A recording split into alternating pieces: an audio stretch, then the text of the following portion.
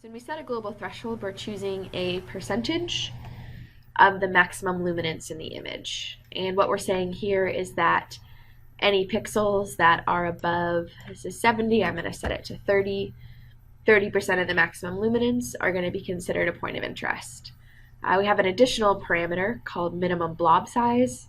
That means when we go through and find all the pixels that are above the 30%, they need to have at least 10 contiguous pixels to be considered a point of interest.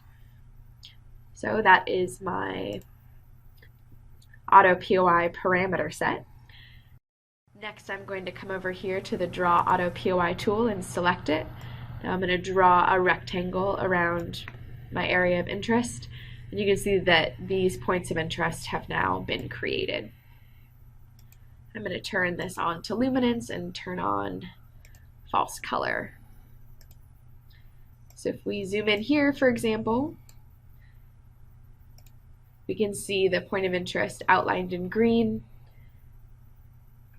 One thing to note though is while we found the miles per hour, we have not found the kilometers an hour, as they are, let's see, the miles per hour are about 9 candelas per meter squared, and our kilometer an hour symbols are closer to 3 or less candelas per meter squared. So I'm going to go in and adjust our Auto-POI settings. So I'm going to set this to 5, say OK, select my tool, and draw it again. So now we can see, we zoom in, we now have the kilometers per hour.